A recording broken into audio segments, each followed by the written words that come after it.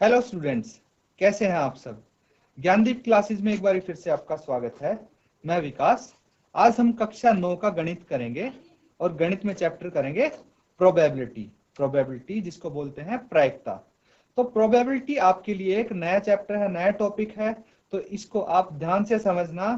क्यों? क्योंकि ये 10th क्लास में भी आपका आने वाला है और 10वीं क्लास के लिए आप अगर इसको अभी से अच्छे से कर लेंगे तो ऐसे ही क्वेश्चन है, इसी आधार पे आपका 10वीं का के लिए भी ये अच्छे से तैयार हो जाएगा। तो इसीलिए मैं आपको यही सलाह देता हूं कि इसको आप अच्छे से बेसिक्स कवर कर लें ताकि 10वीं में आपको पहले से ये चैप्टर आता हो तो अच्छे से नोट्स बनाना। तो बिल्कुल मैं बेसिक से शुरुआत करूंगा क्योंकि मुझे पता है कि आपके लिए ये बिल्कुल नई चीज है, नया टॉपिक है। तो आप देखिए कि प्रोबेबिलिटी क्या होती है। सबसे पहले तो इसका मतलब जानने की कोशिश करते हैं कि प्रोबेबिलिटी होती क्या है। तो प्रोबेबिलिटी, अगर हम वर्ड प्रोबेबिलिटी बोलते हैं तो दिमाग में एक ही चीज आती है। क्या आती है? चांस। चांस चांस या फिर हिंदी में इसको बोल सकते हैं संभावना। क्या बोल सकते हैं? संभावना। तो प्रोबेबिलिटी अगर कोई वर्ड बोले तो इसका मतलब चांस या फिर संभावना। अब चांस या संभावना क्या हुआ, तो इसको उदाहरण की मदद से समझते हैं। ये तो इसका मीनिंग हो गया कि चांस या फिर संभावना। अब इसको हम समझते हैं कि अगर ये चांस और संभावना भी किसी को समझ में नहीं आया तो उदाहरण की मदद से अच्छे से आ जाएगा। तो एक उदाहरण लेते हैं। जैसे नॉर्मली आप अपनी डेली लाइफ में, अपने जीवन में कुछ सेंटेंसेस या फिर क्वेश्चन फेस करते होंगे, सुनते होंगे। तो उन्हीं क्वेश्चन को हम उठाते हैं आज और उन्हीं के आधार पे देखते हैं कि प्रोबेबिलिटी क्या है। तो सबसे पहले आपने सुना होगा क्वेश्चन कि किसी ने पूछा होगा या किसी ने कहा होगा कि क्या आज बारिश होगी। सिंपल सा क्वेश्चन है, सबने सुना होगा क्वेश्चन। तो अब दूसरा क्या जवाब देगा इसका कि वो थोड़ा देखेगा कि मौसम कौन सा है। विंटर्स है अभी तो ठीक है, विंटर्स चल रहे हैं। तो बाहर देखेगा बादल भी नहीं है, एकदम धूप है कड़क। तो उसमें क्या बोलेगा कि बारिश होने की संभावना बहुत कम है या फिर बारिश होने की संभावना बिल्कुल नहीं है। तो संभावना बोला ना उसने, बारिश होने की संभावना नहीं है, यानी कि प्रोबेबिलिटी नहीं है। ये यहाँ पे प्रोबेबिलिटी का क्वेश्चन पूछा गया था क्योंकि पक्का किसी को भी नहीं पता कि अचानक से कहां से बादल आ जाए, कहां से बारिश हो जाए। एक संभावना बताई गई है, तो प्रोबेबिलिटी ये यहाँ पे इसका यूज आ जाता है। तो एक और एग्जांपल लेते हैं। जैसे मैच आप देखते होंगे कि मैच होते हैं, तो ये क्वेश्चन भी आपको सुनने को मिला होगा कि आज भारत के टॉस जीतने के चांसेस कितने हैं। आज भारत के टॉस जीतने के चांसेस 50-50 हैं। तो ये 50-50 है, इसका मतलब क्या हुआ कि भारत के टॉस जीतने के चांस 50-50 हैं, यानी आधे आधे हैं कि भारत टॉस जीत भी सकता है, हार भी सकता है। आधे आधे चांस है। आधे आधे चांस क्यों है ये आपको आगे पता लगेगा। क्यों? क्योंकि उसमें एक सिक्का उछाला जाता है, उसमें या तो हेड आता है या टेल आता है। टॉस के टाइम पता है आपको यही होता है, या सिक्का उछाल के हेड आएगा या टेल आएगा। दो दो ही चीज आ सकती है, कोई तीसरी चीज नहीं आएगी, तीसरा रिजल्ट नहीं आएगा। इसलिए बोलते हैं कि आपके टॉस जीतने के आधे आधे चांस है। क्यों? क्योंकि अगर आपने हेड बोला या तो हेड आ जाएगा या फिर हेड नहीं आएगा। तो हेड नहीं आया तो हार गए, तो यानी कि आधे चांस आपके जीतने के और आधे हारने के। तो ये टॉस अगर होती है तो उसमें ये क्वेश्चन पूछा जाता है। तो ये भी एक प्रोबेबिलिटी का क्वेश्चन है। क्यों? क्योंकि यहाँ पे भी चांस आ गया, संभावना आ गया। यही पूछते हैं कि आपके जीतने की कितनी संभावना है, 50-50 चांस है। तो इसके बाद और उदाहरण लेते हैं हम। जैसे कि डीजल के प्राइस, क्या बोलोगे कि क्या डीजल के प्राइस बढ़ सकते हैं? तो आप बोलोगे कि हाँ, डीजल के प्राइस बढ़ने की संभावना अधिक है। डीजल के प्राइस क्यों? क्योंकि ज्यादातर हमने देखा डीजल के प्राइस बढ़ते ही हैं, बहुत कम संभावना होती है कि वो घटे। तो ये संभावना आ गई, चांस आ गए, ये फिर से क्या आ गई, प्रोबेबिलिटी की बात आ गई। तो इतने सारे एग्जाम्पल्स हमने देखे हैं।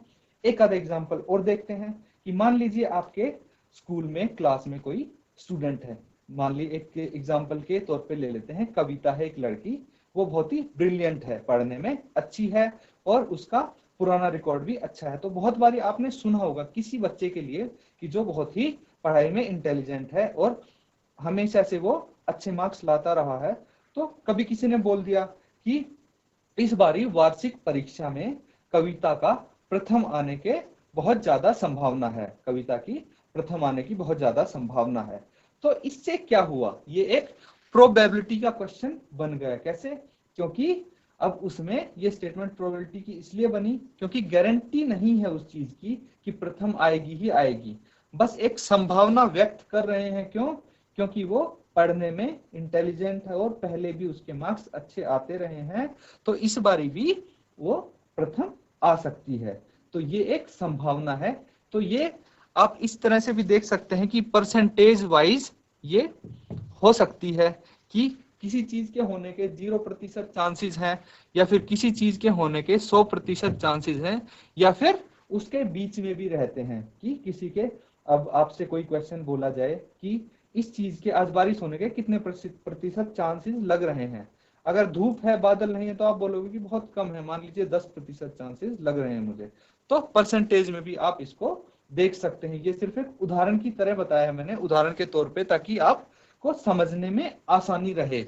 नहीं, क्योंकि इसको परसेंटेज में हम लिखते नहीं कभी, 0 से 1 के बीच में लिखते हैं ये परसेंट।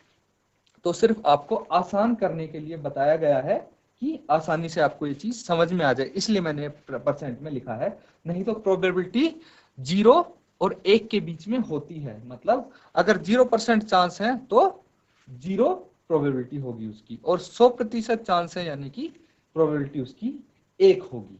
तो इस तरह से हम क्या करते हैं, प्रोबेबिलिटी को हम देख सकते हैं। तो अब क्या करेंगे, इसके कुछ टर्म्स हैं, कुछ चीजें हैं, हम बेसिक टर्म्स सीख लेते हैं ताकि आगे आसानी हो। तो कुछ बेसिक टर्म्स सीखेंगे तो हम फॉर्मूला आसानी से कर सकते हैं। तो बेसिक टर्म एक आ जाती है ट्रायल। ट्रायल ये एक बेसिक टर्म है। ट्रायल को हम क्या बोल सकते हैं, ट्रायल को बोल सकते हैं अभिप्रयोग। क्या बोलेंगे? अभिप्रयोग। ये हो गया अभिप्रयोग। तो ट्रायल को हम रैंडम एक्सपेरिमेंट भी बोल देते हैं। क्या बोल देते हैं? Random experiment. एक तो ये चीज होगी, और दूसरी चीज होगी इवेंट। ये हम बाद में डिस्कस करेंगे। इवेंट, इवेंट क्या होता है, इसको हम घटना भी बोलते हैं।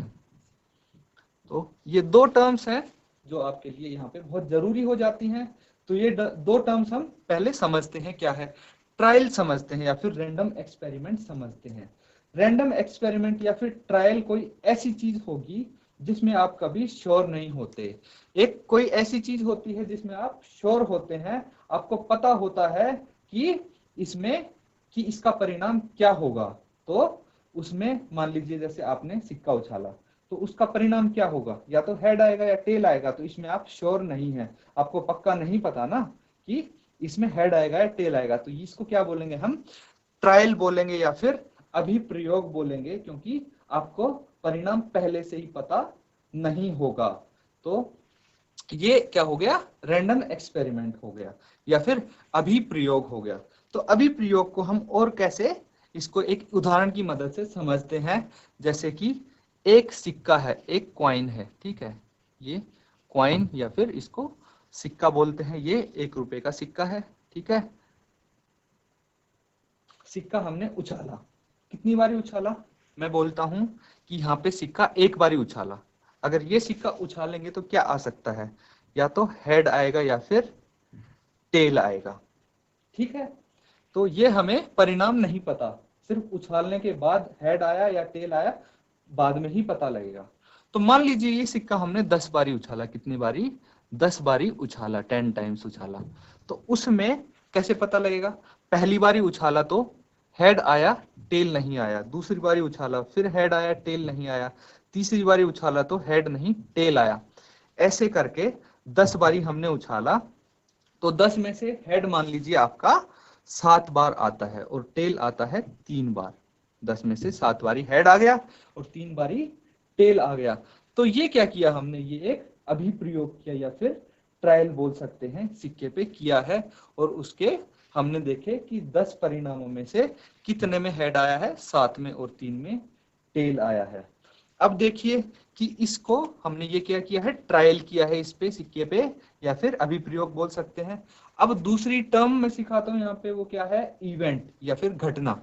तो इवेंट क्या हो गया, इवेंट हो गया हेड आने के जो चांसेस हैं, वो क्या है, एक इवेंट है। ये हेड या फिर टेल आया, हमने उछाला तो वो इवेंट हो गया, हेड आना एक इवेंट हो गया।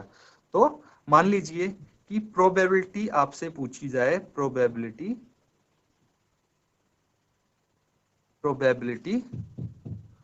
of getting heads, ये क्या हो गया, ये इवेंट हो गया। तो कितने हेड आए हैं आपके, 7 आए हैं, प्रोबेबिलिटी ऑफ गेटिंग हेड। तो इसको हम ऐसे भी लिख सकते हैं, PH, ठीक है। ये बेसिकली क्या है, ये PE है, इवेंट है। क्या इवेंट हुआ, क्या घटना घटी, तो हमारा हेड आया है। क्या घटना घटी कि हेड आया है। कितनी बारी हेड आया है, 7 बारी हेड आया है। तो इसकी प्रोबेबिलिटी क्या होगी, प्रोबेबिलिटी क्या होगी, तो इसके लिए हमारा क्या आ जाता है, एक फॉर्मूला आ जाता है। तो वो फॉर्मूला यहाँ पे अब ध्यान से सुनिएगा, ये 2 चीज हैं जो उस फॉर्मूले में इस्तेमाल होंगी।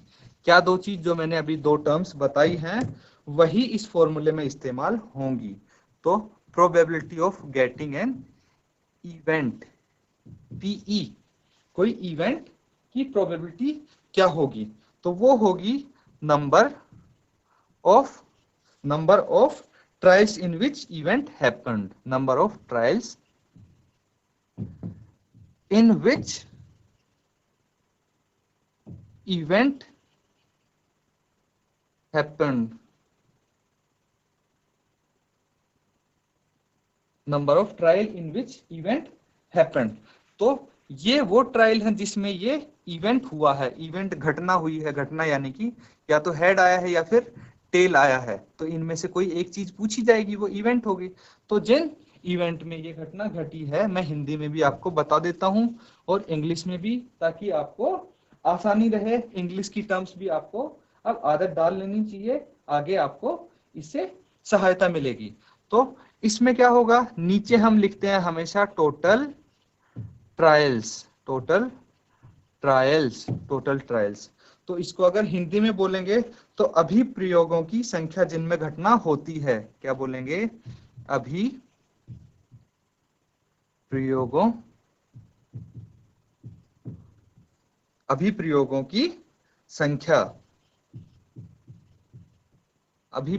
की संख्या जिनमें घटना होती है, जिनमें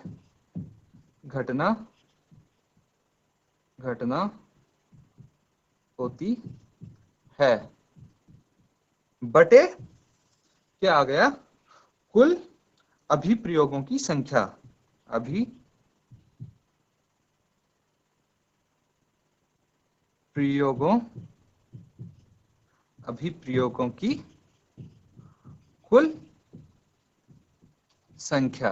अभिप्रयोगों की कुल संख्या, तो ये देखिए कि ये हमारी प्रोबेबिलिटी हो गई। और इसका फॉर्मूला मैंने हिंदी में भी लिख दिया है, इंग्लिश में भी लिख दिया है। अब इस फॉर्मूले को थोड़ा और आसान बनाने के लिए हम बोल सकते हैं कि फेवरेबल ट्रायल्स की, जो घटना हमारे फेवर में आए हैं, जो अभिप्रयोग हमारे फेवर में आए हैं। फेवर में कौन से आएंगे वो पता लगेगा क्वेश्चन से, ठीक है। तो नीचे वाले तो कुल अभिप्रयोग हो गए कि कुल ट्रायल कितने हुए। जैसे हमने एक सिक्का उछाला था, कितनी बारी उछाला था, 10 बारी। तो उसके कुल अभिप्रयोग कितने हो गए थे, 10। तो वो 10 यहाँ पे आ जाते नीचे, ठीक है। 10 जो आए थे कुल अभिप्रयोग, वो नीचे आ जाते। देखिए कुल अभिप्रयोगों की संख्या है। तो अगर वो बोलते कि हेड निकालने की, कि कितने आपके हेड आए 10 अभिप्रयोगों में, वो बताओ। तो 10 अभिप्रयोगों में कितने हेड आए थे, बताइए, 7 हेड आए थे ना। तो अभिप्रयोगों की संख्या जिनमें घटना होती है, कितने में वो घटना हुई जो हमसे पूछे गई है, घटना कौन सी पूछी गई है, हेड की। और कितने में हुई, कितने अभिप्रयोगों में वो घटना हुई, यानी कि कितने अभिप्रयोगों में हेड आया, 7 में। तो हेड आने की प्रोबेबिलिटी, यानी प्रोबेबिलिटी ऑफ गेटिंग हेड कितनी है, 7/10 है, या फिर इसको बोल सकते हैं 0.7। ये आपका फॉर्मूला बन गया, और फॉर्मूला के आधार पे क्वेश्चन कैसे करते हैं, जो हमने ट्रायल या फिर अभी प्रयोग किया था उसी के आधार पे ये एक इस प्रकार से क्वेश्चन आएंगे। तो वो मैंने एक छोटा सा एग्जांपल आपको बता दिया है। अब आगे देखते हैं और एग्जांपल्स इसके लेके देखेंगे।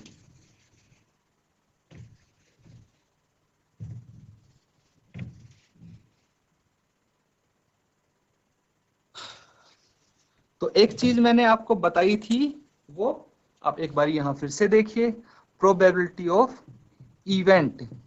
प्रोबेबिलिटी ऑफ इवेंट, किसी इवेंट की होने की संभावना क्या होती है, वो यहाँ पे आप देखिए कि कम से कम कितनी होगी, 0। मतलब 0 से कम किसी चीज के होने की प्रोबेबिलिटी नहीं हो सकती। या फिर प्रोबेबिलिटी अगर आप निकालेंगे, प्रोबेबिलिटी अगर कोई बोलता है आपको कि ठीक है 0.5 है, तो ये आपका आंसर ठीक है। लेकिन अगर किसी ने बोल दिया कि प्रोबेबिलिटी है -2, तो ये गलत हो जाएगा। क्यों? क्योंकि -2 0 से छोटा है, और प्रोबेबिलिटी 0 से छोटी नहीं हो सकती, कम से कम 0 होगी, उससे कम नहीं हो सकती। तो ये गलत हो जाएगा। या फिर फ्रैक्शन में अगर कोई बोलता है तो वो भी गलत हो जाएगा।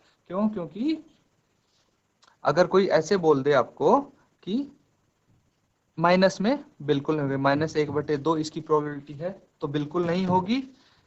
हाँ, 1/2 अगर कोई बोलता है तो ये प्रोबेबिलिटी हो सकती है। क्यों? क्योंकि इसको डेसिमल में करेंगे तो 0.5 आएगा, और 0.5 कितना है, 0 से बड़ा है। अब कितना हो सकता है बड़े से बड़ी प्रोबेबिलिटी? 1 हो सकती है, 1 से ऊपर नहीं हो सकती। तो प्रोबेबिलिटी ज्यादा से ज्यादा 1 हो सकती है किसी चीज के होने की। अगर मुझे पक्का पता है ये चीज होगी ही होगी, तो उसकी प्रोबेबिलिटी होने की कितनी है, उस घटना की प्रोबेबिलिटी 1 है, नहीं तो 0 है। या फिर 1 और 0 के बीच में ही हम बताएंगे, दर्शाएंगे प्रोबेबिलिटी, 1 से बड़ी कभी नहीं हो सकती। तो अगर कहीं आपका प्रोबेबिलिटी ये आंसर आता है 5, तो वो आंसर समझ लेना गलत है, आपको चेक करने की जरूरत है। क्यों? क्योंकि प्रोबेबिलिटी तो 0 और 1 के बीच में ही आएगी। ये चीज आप समझ गए? मतलब या तो 0 पॉइंट समथिंग ही आएगी, कुछ आएगी आपकी।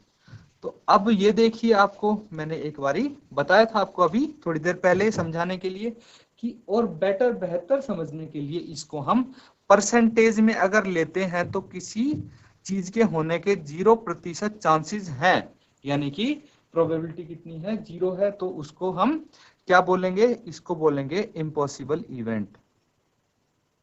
इम्पॉसिबल इवेंट, इम्पॉसिबल इवेंट, या फिर हिंदी में इसको बोलते हैं असंभव इवेंट, असंभव घटना जिसे बोलते हैं। तो वो कौन सी होती है, 0 होती है। फिर एक आ जाती है 100%, मतलब बोलते हैं ना कि इस चीज की तो 100% गारंटी है, ये चीज होगी ही होगी, यानी कि पक्का पता है, श्योर इवेंट बोलते हैं उसे। क्या बोलते हैं? श्योर इवेंट या फिर डेफिनेट इवेंट। श्योर या फिर डेफिनेट इवेंट, इसको बोलेंगे निश्चित घटना, कि मुझे पता है ये निश्चित है, ये होगा ही होगा, तो वो उसके 100% चांसेस हो गए, या फिर आप श्योर इवेंट बोल सकते हैं। एक चीज और जो आपको मैं यहां बता दूं, वो क्या है कि देखिए, प्रोबेबिलिटी ऑफ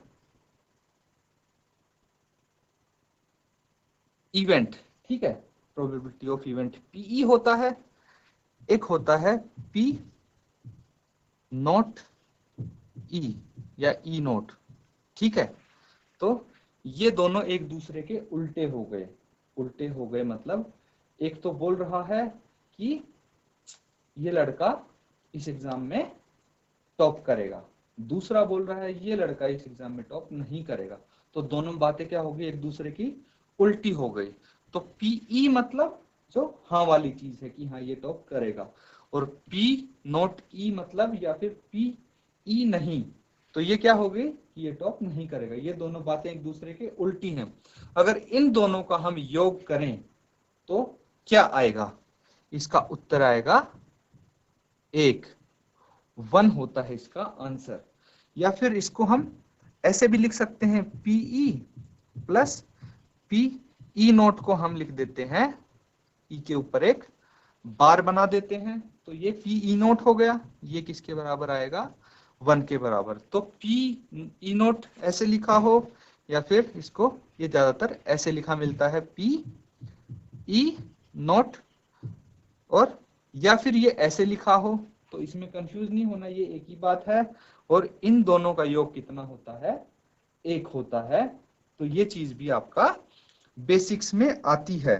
अब देखिए कि आपके एक आधे एग्जाम्पल्स हम करते हैं यहाँ पे,